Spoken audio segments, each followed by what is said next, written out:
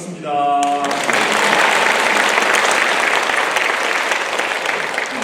최문석 신부님께서 유명한 신부님들을 모신다고 했는데 유명한 신부 김노을가 신부입니다. 제가 원래는 심리학을 공부했는데 제 강의의 95%가 이렇게 거룩한 독서를 강의하러 다니게 되었어요. 그 이유는 제가 20여 년 전에 처음으로 거룩한 독서를 접하게 되었는데 그때 저에게 아주 큰 여운을 남겼습니다. 사실 신학교에서 10년 동안 성경을 어떻게 읽어야 하는지 또 성경에 대해서 공부도 잔뜩 했는데 수도원에 갔더니 성경 묵상하는 것을 가르쳐 주는데 자존심 상하더라고. 우리가 하고 있는 거룩한 그 성경 묵상에 대해서 조금은 제대로 하라고 이렇게 훈계를 하시는 모습이 좀 불편했습니다. 그래서 나름대로 열심히 하는데 많이 혼났어. 제대로 안 한다고. 맨 지성만 쓴다고. 그래서 피정이 끝나면서 저 나름대로 계획을 세웠습니다. 이게 뭔지는 모르겠지만 이 피정이 끝난 후부터 진짜 이 거룩한 독서가 어떤 것인지 한번 제대로 경험해보자. 그래서 그날로 그 이전까지 쓰던 성경을 버렸어요. 그리고 새로운 성경을 사서 그날부터 하루도 빠짐없이 성경을 매일 그들이 가르쳐준 방식으로 읽고 묵상하고 기도하는 삶을 살기 시작했습니다. 그렇게 한 10년쯤 매일 그렇게 살았던가 봐요. 그러다 어느 순간인가 사람들이 성경을 어떻게 읽어야 될지 잘 모르겠대. 그래서 그분들한테 조금씩 가르쳐 주기 시작한 것이 벌써 또 10년이 넘었습니다. 이제 20년을 넘어가면서 조금은 김인호 신부가 성경을 어떻게 읽는지를 사람들한테 가르쳐 주는 것도 가능할 수 있겠구나 라는 생각을 해서 조심스럽지만 이렇게 여러분들 앞에 서서 강의를 하게 되었습니다. 제가 조심스럽게 가르쳐 드리는 이 강의를 들으시면서 나도 할 수 있겠구나 라는 생각이 들으시는 분들은 함께 따라 하시면 좋을 것 같아요. 제가 외국에서 공부할 때의 마지막에 교수 신부님이 그런 말을 들려주시더라고요. 심리학을 공부한 우리 학생들에게 여러분은 가셔서 사람들에게 이야기할 때 성경을 읽으십시오. 이렇게 강의하지 마세요. 성경을 어떻게 읽어야 되는지 그 방법을 제시하는 사람이 여러분이지 성경을 읽어야 한다. 성경이 얼마나 중요한가 이것을 이야기하는 사람이 여러분이 되어서는 안 됩니다 라는 말씀을 들려주셨어요. 성경을 읽어라 라는 이야기를 수도 없이 들었죠? 처음 들었어요? 오늘 여러분들에게는 성경을 어떻게 읽을 것인가에 대한 구체적인 방법을 한번 가르쳐 드리도록 하겠습니다. 여러분들이 책을 읽던가 신문을 읽던가 하는 것도 독서라고 하죠. 그런데 이 성경을 읽는 것을 우리가 거룩한 독서라고 하는 이유는 성경책을 읽기 때문에 거룩한 독서가 되기도 하지만 더 중요한 것은 성령과 함께 하느님의 은총과 함께 읽는 행위가 바로 거룩한 독서입니다. 그러니 성경책을 읽을 때 전제되어야 하는 것은 기도예요. 어떤 사람이 성경책을 수십 번 읽었는데 이거 성경 이성적으로 봤을 때는 상식이 통하지 않는 책이야 이렇게 이야기하는 까닭은 그가 기도하지 않고 성경책을 읽었기 때문입니다. 성경책은 성령의 감도로 쓰여졌어요. 성령을 힘입고 읽지 않으면 우리는 그저 일반적인 독서에 지나지 않는다. 거룩한 독서는 성령을 청하고 기도하는 그 가운데에서 이루어진다라고 하는 것을 여러분들이 특별히 기억했으면 좋겠습니다. 묵상하다라고 하는 단어의 기원을 들어가 보면 히브리어에서 으르렁거리다 이런 소리들하고 비슷할 거예요. 으르렁거리다라고 하는 소리가 바로 묵상하다라고 하는 단어의 기원이 됐는데 이게 도대체 어떻게 이런 일이 가능할까?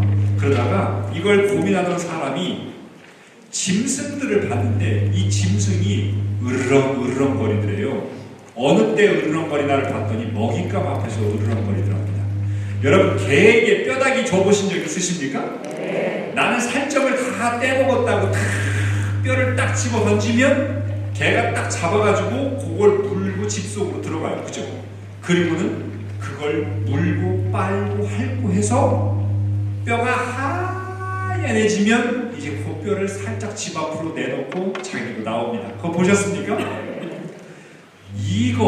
이 모습이 바로 성경을 묵상하는 우리들의 모습이어야 한다는 겁니다. 물고 빨고 핥고 하지 않으면 이 성경의 말씀을 알 수가 없다. 이게 바로 묵상하다는 단어의 기원이다라는 겁니다.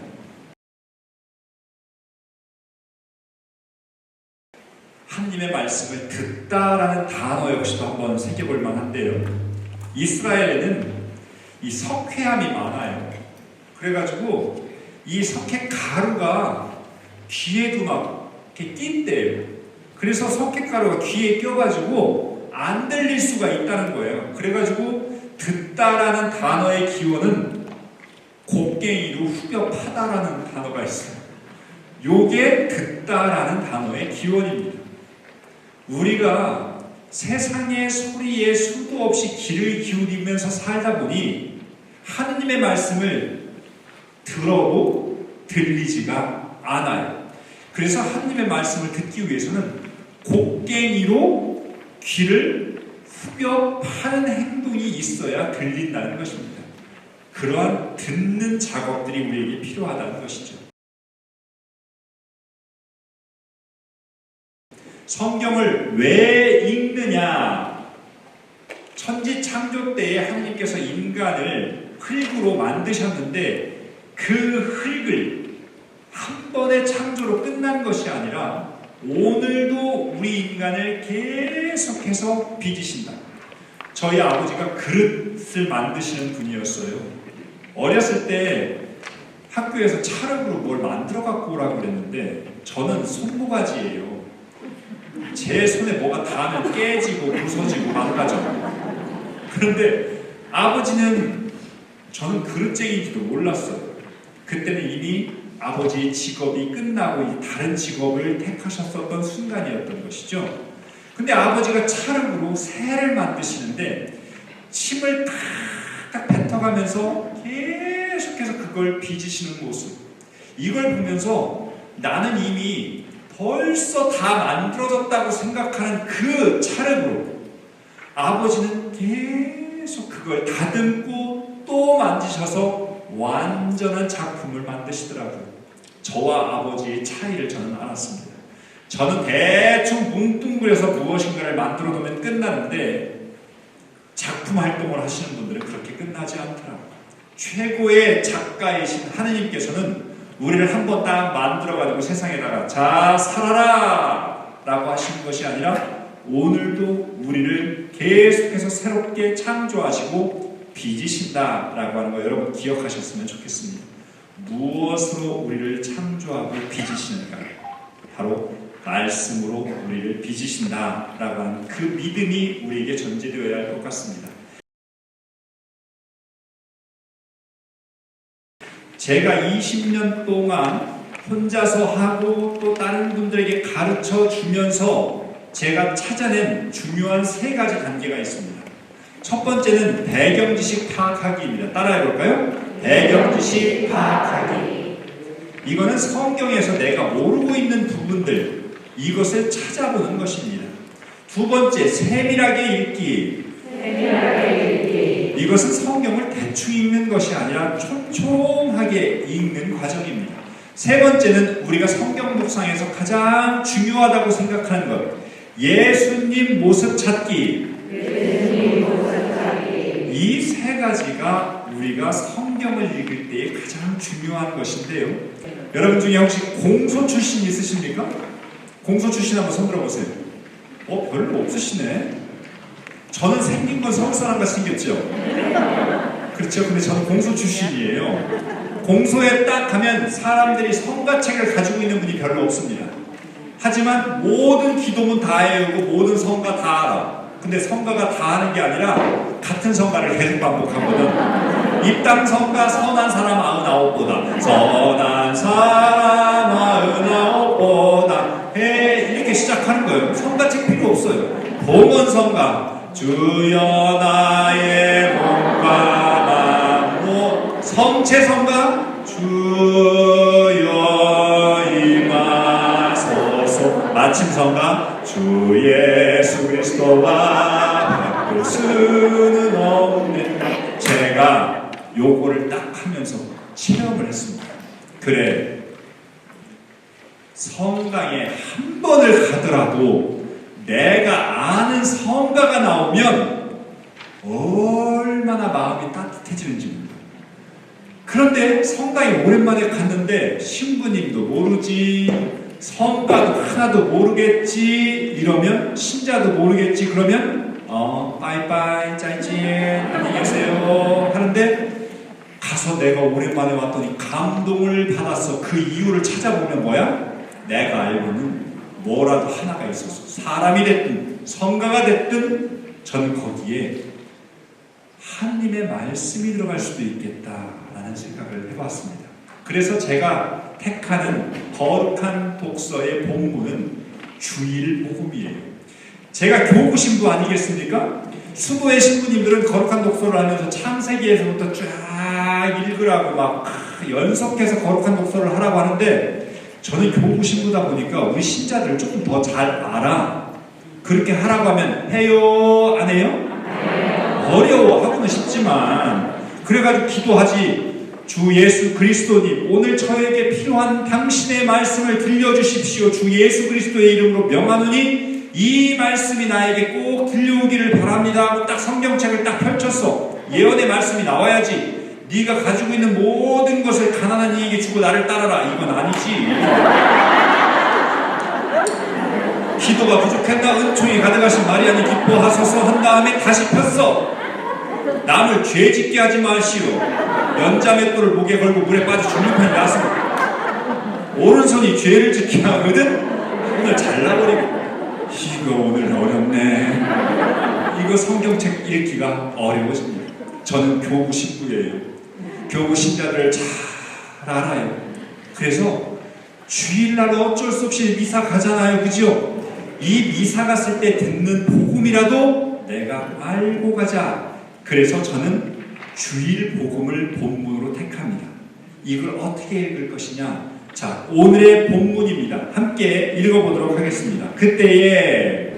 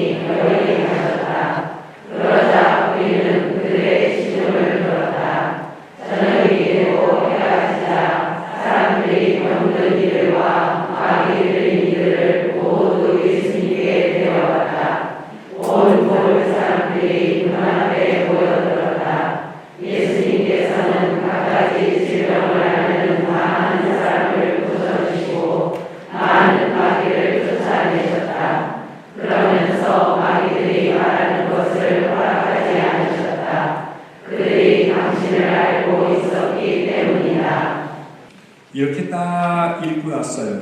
그 전에 물론 성령을 청하는 기도, 침묵하는 거 굉장히 중요해요. 여러분은 세 번째 단계 그냥 독서로부터 바로 시작한 겁니다. 독서를 딱 하고 나면 내가 모르는 것이 무엇이 있는가 한번 체크해 보는 거예요. 여기에서 모르는 것이라고 하면 조금 애매해요. 모른다라고 하는 것 같고 안다라고 하는 것의 기준은 뭐냐면 내 머릿속에 딱 그려져야 됩니다. 자, 여러분 남편, 부인 알아요? 몰라요? 남편 하면 모습이 딱 떠올라요? 안 떠올라요? 이게 아는 거예요. 모르는 것은 내 머리에 이미지가 그려지지 않는 겁니다. 요거는 모르는 겁니다. 이 중에서 여러분 머릿속에 딱 그려지지 않는 게 무엇이 있어요? 처음에는 뭐가 뭔지도 모른다. 내가 뭘 모르는지도 몰라. 그죠? 자, 이제 제가 얘기하면 모른다고 할 거예요. 회당 알아요? 몰라요? 알아요 하신 분들 한번 손 한번 들어보세요. 자, 회당이 어떻게 생겼습니까? 교회와 똑같이 생각하면 안 돼. 지금부터 우리가 주의해야 될 건 대충 알고 있는 것을 이제는 제대로 아는 단계로 넘어가야 할 필요성이 있습니다. 자, 요즘에 인터넷이 얼마나 발전했냐면 회당을 딱 치면 그림으로 쫙 나와요. 이제 회당 하면서 성당 생각하지 마세요. 성당과 회당 달라요. 예수님이 2000년 전에 여기에 가셨던 그 회당을 여러분들이 한번 보고 싶지 않습니까?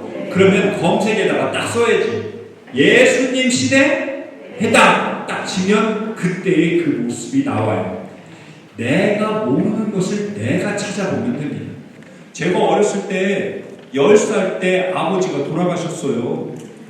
그래가지고 3년을 하루도 빼먹지 않고 연도를 마쳤습니다. 25분, 30분짜리 그 연도 있지 않습니까? 그런데 이거보다 더 기가 막힌 게 뭔지 아세요? 그 내용이 뭔지도 모르고 3년을 바쳤다는 거예요. 너희 소보로 내게 불이 솟아나고 조찰하리이다. 이 소보가 뭐야? 조찰이 뭐야? 저는 그 말에 한 번도 궁금증을 느끼지 않았어요. 그리고 그냥 앵무새처럼 했습니다. 그것도 기도가 됐을 거예요. 그죠? 그런데 저희 누나는 지금 수녀님인데 그렇게 하지 않더라고요. 연도책 밑에다가 깨알같이 글씨를 쓰더라고요. 이 소보가 뭔지, 조찰이라고 하는 뜻이 무엇인지를 꼼꼼하게 쓰는 모습을 보면서 제가 아하, 성경을 저렇게 읽을 수도 있겠구나라는 생각을 그때가 아니라 먼 훗날 했던 거예요.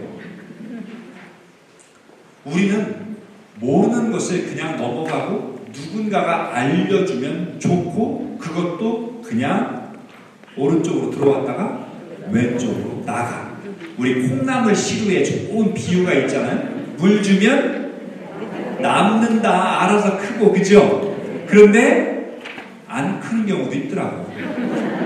우리의 지식은 조금씩 키울 필요가 있는데 이걸 키우는 방법은 내가 조금 찾아보는 것입니다. 여기에 왜 야고보와 요한이 저렇게 묶음으로 나왔지? 시몬과 안드레아가 왜 묶음으로 나왔지? 요거 물어보고 싶어 죽겠는데 때론 창피해. 신부님, 저기 왜 야고보와 요한, 시몬과 안드레아가 쌍으로 나와요? 시몬의 장모는 거기서 시몬이 혹시 베드로예요? 장가 갔어요, 베드로? 이거 궁금한데 신부님한테 물었다가는 이런 게 다 있어. 구역반장님인데 좀 창피하기도 하잖아, 그죠? 그럴 땐 누구한테 물어본다? 보좌신님한테 물어본다. 그게 아니고 네이버, 구글, 다음 이들에게 물어보면 아주 친절하게 혼내지 않고 얘기해준다. 알겠죠? 네. 배경 지식은 내가 모르는 것을 먼저 찾아보는데 그것의 기준은 머릿속에 딱 그려져야 한다라는 겁니다. 저는 성경을 읽을 때 여러분들한테 권하고 싶은 건 성경을 드라마처럼 읽어라 라고 하는 것을 제안하고 싶습니다. 여러분 드라마 좋아하세요? 네. 요즘에 뭔 드라마 보세요? 1000원의 변호사? 요즘에 드라마가 별로 재밌는 게 없어. 그죠? 감정적으로 조금 메말라지는 것 같아요. 제가 외부 강의를 이렇게 하고 그때가 한참 미스터 션샤인을 하고 있었어요. 기억하세요? 네. 그걸 보고 싶은데 저녁이 너무 늦었어. 어제는 봤는데 오늘은 못 보고 있잖아. 그래가지고 막 밟아서 가려고 했는데 아무래도 안 되겠어. 차에 DMB 기능이 있더라고. 그 화면을 보여주는 거 있잖아요. 근데 문제는 뭐냐면 화면이 안 나오고 소리만 들려. 근데 신기한 데가 체험을 했지 않습니까? 소리만 듣는데 화면이 보여. 여러분 그 체험한 적 있죠? 왜 우리가 잘 보던 드라마 속에서 그 옆집 여자하고 이 여자하고 사이가 안 좋아. 그들이 가끔 가는 커피숍 있잖아. 거기서 만나가지고 지들끼리 막 머리끄댕이 잡고 싸웠어. 거기에 또 그 사장이 있잖아. 그 막 이쁜 척 엄청나게 하는 그 사장이 와서 막 말리다가 막 그릇 깨지고 막 이런 거. 이거 소리만 들어도, 설거지 하다가 소리만 들어도 우리는 다 알 수 있는 특별한 능력을 드라마를 통해서 형성되었다. 이제 이 드라마를 보던 이 노하우를 성경에 그대로 적용할 수 있을까? 제 가설은 있을까였고 해보니 가능하더라 였습니다. 성경은 두 종류의 형태가 있어요. 첫 번째는 이렇게 이야기식으로 구성되어 있는 것이 있습니다. 이걸 전문용어로 설화식 구성이라고 그래요. 이야기식으로 되어 있다. 두 번째는 담화식 구성입니다. 예수님이 일방적으로 막 얘기를 하는 거예요. 이건 교장 선생님 훈화 들을 때. 그러니까 우리는 설화식 구성은 드라마 보듯이 보면 되고, 담화식 구성은 교장 선생님 훈화. 제가 왜 교장 선생님이라고 그러고 있어요? 신부님 강문 듣듯이 하는데 이렇게 하기엔 좀 그렇잖아. 교장 선생님이라고 한 겁니다. 요것들을 우리는 어렸을 때부터 다 배워왔어요. 오늘은 제가 설화식을 읽는 방법을 알려줄 겁니다. 왜? 그래야 다음에 또 오를 거 아니야. 담화식 할 때. 자, 배경지식을 이렇게 파악한다는 건 드라마를 읽기 위한 전제입니다. 드라마를 보는데 전의 내용을 전혀 모른 채 그거 무슨 내용이야? 그러면 우리가 어떻게 해요? 야, 어디까지 봤어? 네가 알고 있는 게 뭔데? 이렇게 하는데 하나도 안 봤어. 그러면 가서 봐. 이야기하기가 좀 어렵지 않습니까? 근데 어제까지 봤대. 그러면 죽었어. 이거 한마디로 끝나지 않습니까? 가끔은 성경을 읽을 때에도 조금은 드라마를 보는 방법 이해하셨으면 좋겠습니다. 두 번째는 이제 본격적으로 거룩한 독서가 시작됩니다. 거룩한 독서의 백미는 세밀하게 읽는 거예요. 세밀하게 보면 보이는 것이 많아집니다. 세밀하게 읽기 위해서 어떻게 해야 되느냐? 처음에는 우리가 드라마처럼 본다고 했으니까 드라마를 볼 때 제일 중요한 게 뭐예요? 등장인물, 장소, 시간, 그리고 가장 핵심적인 건 사건이 뭐였냐? 그죠? 사건의 전체적인 내용이 뭐냐라고 하는 건데, 여기 등장인물 한번 찾아보겠습니까? 누가 나와요? 야고보와 요한, 시몬과 안드레야, 시몬의 장모, 예수님, 사람들, 병든이들, 마귀 들린 이들 나왔죠? 잘 찾으셨습니다. 장소도 나옵니까? 회당도 나오고, 집도 나오고, 문 앞도 나오고, 이런 장소들 이렇게 보실 수 있습니다. 시간도 나오나요? 네, 저녁이 되고 해가 지자. 어허, 그러다 보니까 이제 드라마 구성처럼 해가 지기 전에 낮에는 이렇게 회당에 갔다가 점심 때쯤 오셔가지고 고쳐주시고 밥 얻어 드시고 저녁 때쯤에 사람들 오고 이렇게 좀 머릿속에 그려지죠? 자, 요런 상태에서 사건을 한번 요약해 봅시다. 한 줄로 사건을 요약해 보시겠습니까? 우리 드라마 딱 보고 내용이 뭐야? 그러면 뭐라 그래? 오늘 예수님께서 마귀를 쫓아내셨다도 있고, 어떤 사람은 시몬의 장모를 고쳐주셨다. 자, 그럼 두 줄로 하면 어떻게 됐어요? 시몬의 장모를 고쳐주셨고 마귀를 쫓아내셨다. 세 줄로 하면 병든 이들을 고쳐주셨다도 되겠지.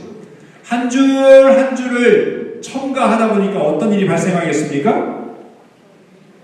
전체의 내용이 머릿속으로 다 들어오죠.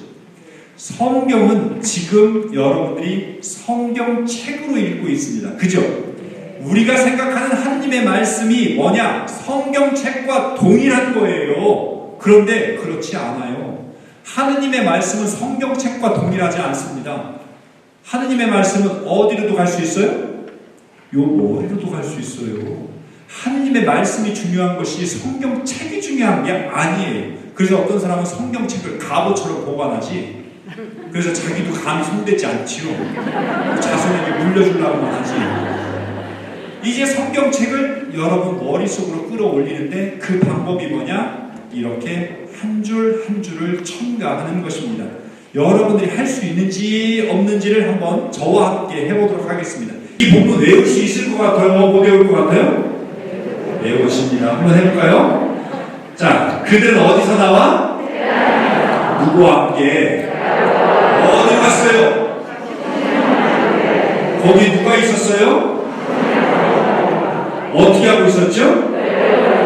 사람들이 뭐라고 그랬습니까? 사정을 이야기했어요. 예수님께서 어떻게 하셨죠? 열이 가셨어요. 그랬더니 어떻게 했대요? 저녁이 되고 해가 졌습니다. 사람들이 어떻게 했죠? 데리고 와서 예수님이 어떻게 하셨습니까? 고쳐주셨고 마귀를 쫓아내셨는데 마귀가 말을 하려고 그랬어요. 그죠? 그랬더니 어떻게 하셨죠? 왜? 박수. 제가 여기서 만족할 줄 알았죠?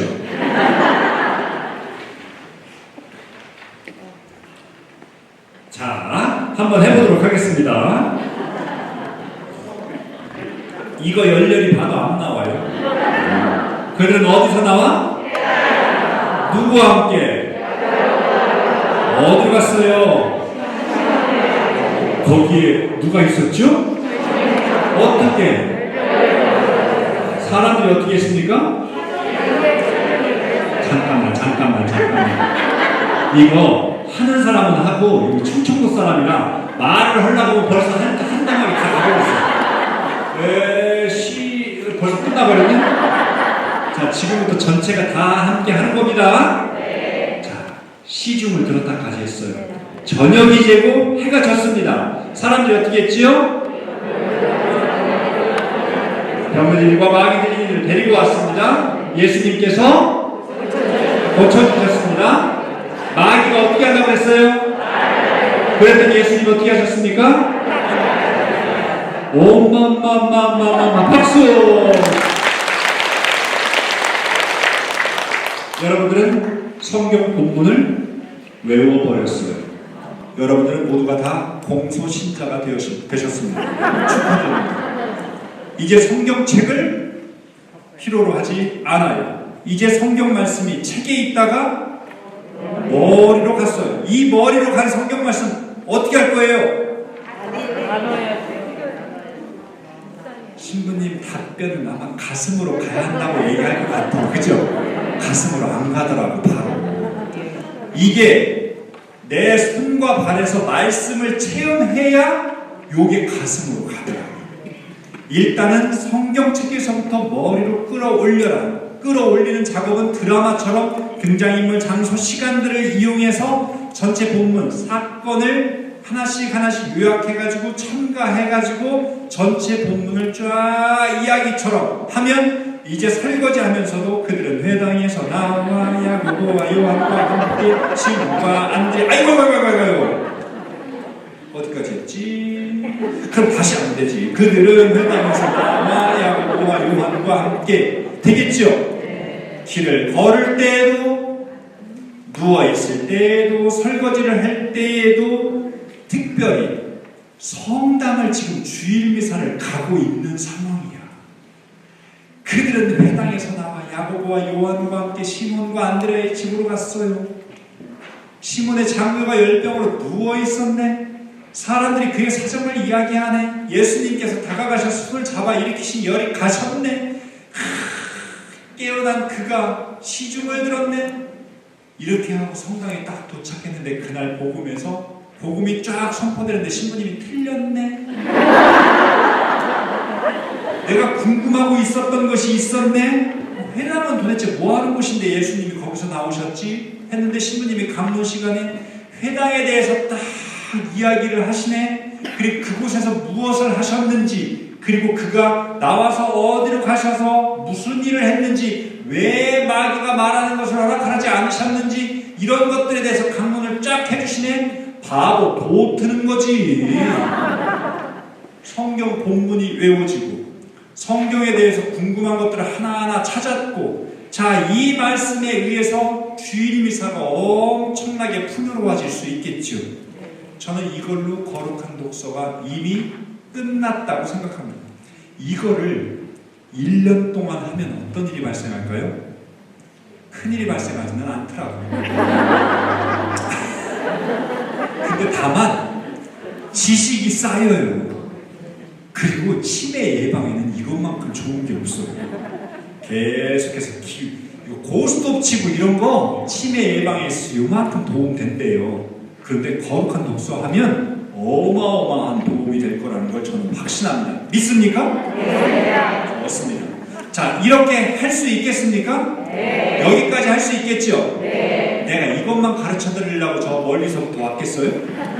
두 번째 단계를 시작하도록 하겠습니다. 두 번째 단계는 뭐냐? 이제 조금 더 세밀하게 읽어보는 거예요.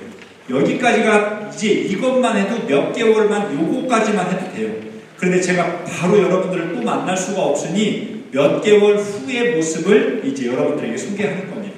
등장인물별로 행동을 한번 이렇게 나눠보는 겁니다. 드라마를 보다 보면 때로는 주인공에게만 딱 포커스가 맞춰지는 경우도 있지만 주변 사람들에 대해서 딱 화면이 넘어가서 그 사람의 모습을 보여줄 때가 있잖아요. 그죠? 그러면서 우리는 전체적인 등장인물들에 다 주목하게 됩니다. 성경을 읽으면서 우리 앞에는 이 등장인물들이 쫙 펼쳐져요. 성경의 핵심은 예수님의 모습을 묵상하는 거지만 중간중간에 사람들의 모습, 그 사람들은 누구냐? 예수님의 그 구원 사업에 초대된 이들, 예수님의 그 구원을 받는 이들이 될 수도 있고 그 일에 참여한 사람들이 될 수도 있습니다. 그 사람들의 모습을 우리에게 소개하고 있더라는 것이죠. 이제 그것들을 묵상할 수 있는 기회를 만나게 된 겁니다. 등장인물 누구라고 그랬습니까? 야고보와 요한, 시몬과 안드레아, 시몬의 장모, 사람들, 병든 이들, 마귀 들린 이들 뭐 이렇게 등등. 예수님의 모습은 세 번째에서 가장 중요하니까 빼도록 하겠습니다. 아직은 우리가 두 번째 단계입니다. 시몬의 장모 한번 주목해 볼까요? 뭐 했어요? 여기로 누워 있었어요. 그 다음에 예수님께로부터 손을 잡아 일으키셔서 열이 가셨고 시중을 들었어요. 이게 시몬의 장모의 일 끝. 그런데 가만히 생각해 보는 거죠. 이 말씀을 조금만 더 자세히 보는 겁니다. 열병으로 누워 있었네. 그런데 예수님이 오셔서 손을 잡아 일으키신 열이 가셨네. 그가 시중을 들었네. 어허, 누워있던 사람, 아무것도 할 수 없었던 사람이 예수님께로부터 치유를 받고 나서 첫 번째 했던 행동이 뭐다? 어허, 이러다 보니까 우리가 조금씩 생각을 더 할 수 있게 됩니다. 봉사하는 것, 시중을 드는 것, 그것의 전제는 뭐다? 치유를 받는 것. 치유를 받은 사람의 가장 첫 번째의 행동이 봉사하는 삶이라는 것입니다. 그러면 여러분 각자에게 제가 여쭤볼게요. 여러분 지금 봉사하고 계시죠? 네. 치유 받으셨습니까? 네. 좋습니다. 요즘에 사람들한테 우리 본당에서 큰 걱정이 교회에 봉사자가 없어지고 있다는 겁니다. 그죠? 네. 본당마다 난리. 그런데 더 심각한 문제는 교회에 다니면서 치유를 체험하지 못한다는 게 큰 걱정입니다. 봉사를 한다고 하는데 봉사를 하면서 상처를 받아.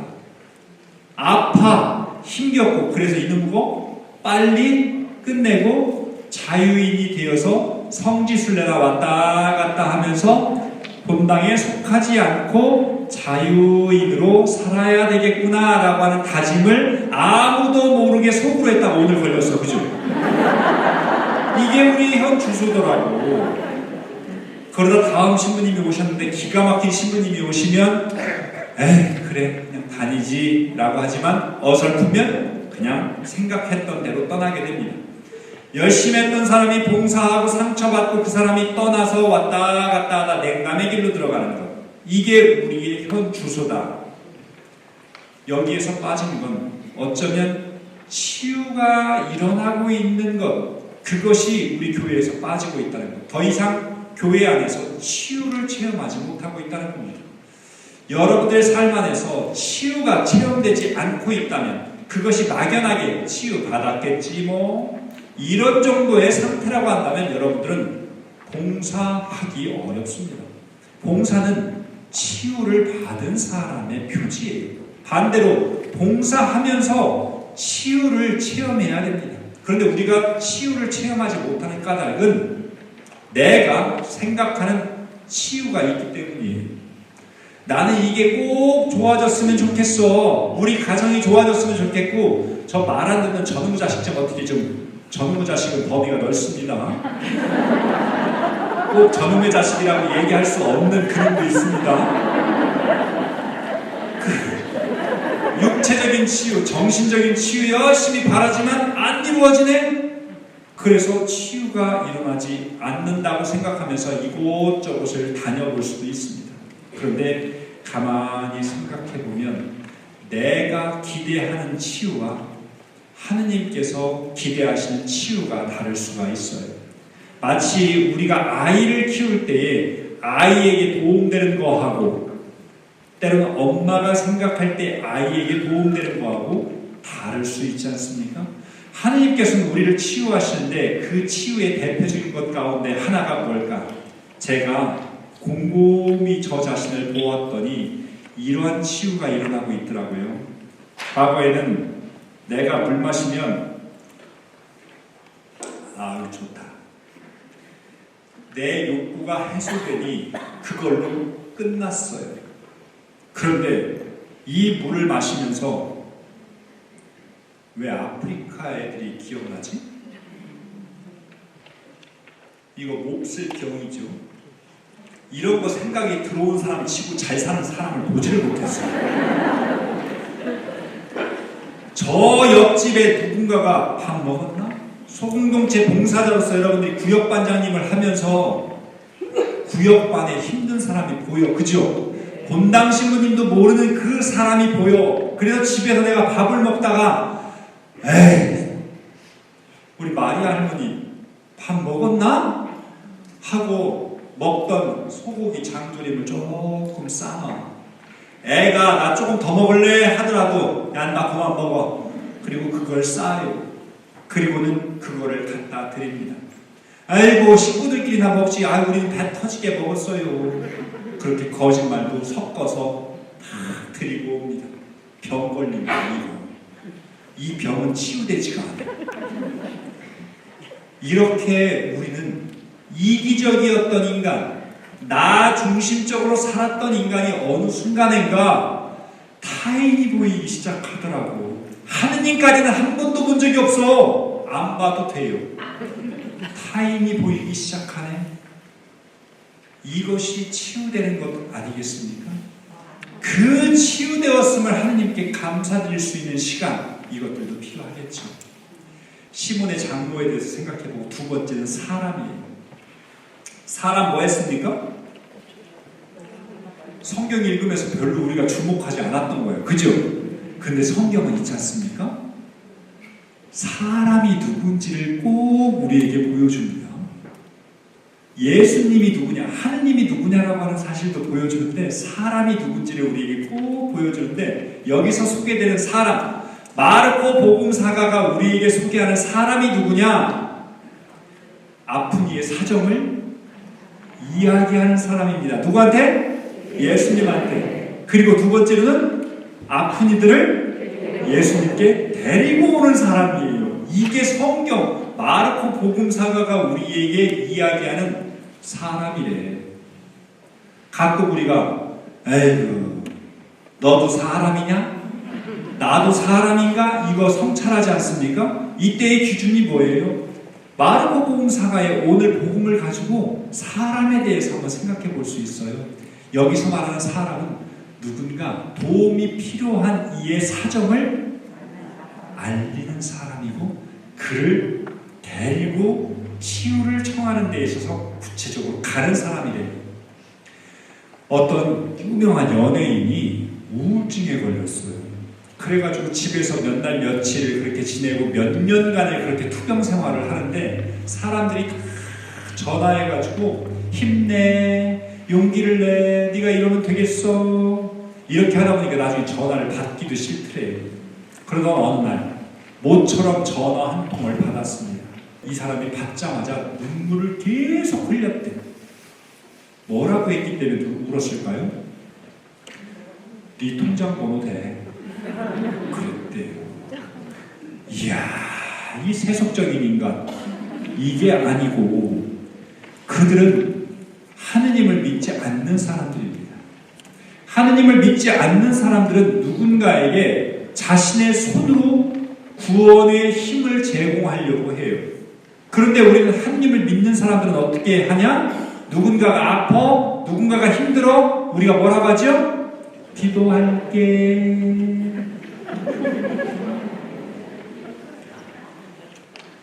여기서 말하는 사람은요, 사정을 이야기합니다. 그리고 그들을 데리고 옵니다. 우리가 기도할게 라고 하는 말 속에 우리가 해야 될 수없이 많은 일들을 회피하면서 살았다는 것이죠. 양심의 가치를 느끼지 않았지. 하느님을 믿지 않는 이들보다도 더욱더 부족한 모습으로 살았던 것이 우리 그리스도인이 될 수도 있겠다. 이거 한 번쯤 묵상해 볼 수 있는 사람에 대한 이야기입니다. 앞으로 성경 읽으면서 사람의 모습 한번 주목해 보면 좋을 것 같습니다. 세 번째로는 마귀에 대해서 한번 주목해 보면 좋을 겁니다. 마귀 뭐 했습니까? 말하려고 그랬어요. 그런데 말하는 것을 허락받지 못했습니다. 왜? 알고 있었기 때문입니다.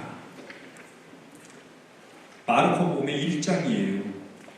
그런데 1장에서부터 성경책이 하느님이 누구냐, 예수님이라고 하는 그 하느님이 누구냐라고 하는 걸 우리한테 소개하려고 하는데 벌써부터 그 예수님의 정체를 알고 있었던 인물이 있었는데 그의 이름이 무엇이다?